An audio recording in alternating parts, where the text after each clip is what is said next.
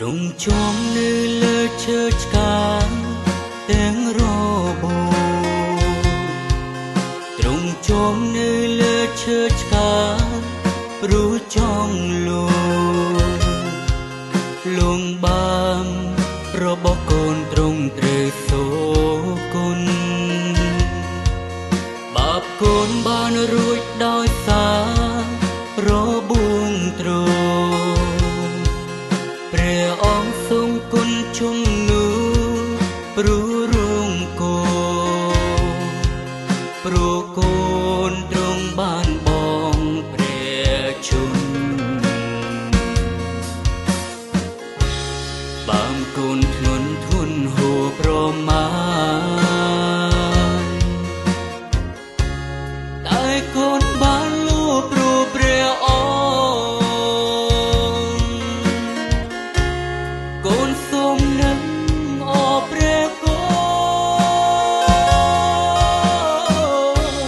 អរព្រះគុណដល់ព្រះយេស៊ូ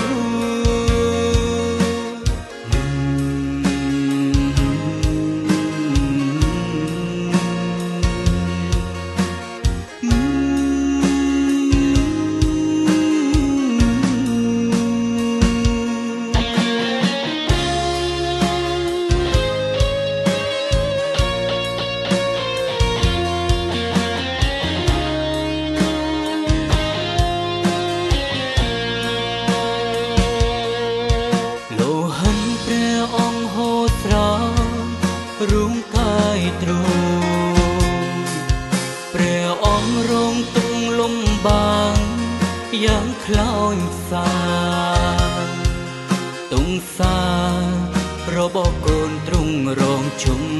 នួសបាបកូនបានរួចដោយសាររបួងទ្រង់ព្រះអង្គทรงគុណជំនួសព្រោះរងកូនព្រោះកូនទ្រង់បានបងព្រះជន្មបានកូនធ្ងន់ធន់ហួរប្រមាណតែកូនបានលួចព្រោះព្រះអង្គកូនសូមនឹងអរព្រះគោអរព្រះគុណដល់ព្រះយេស៊ូបាមកូនធ្ងន់ធន់ហួរប្រមាណតែកូនបានលួចព្រោះព្រះអង្គកូនសូមនឹងអរព្រះគោអរព្រះគុណដល់ព្រះយេស៊ូ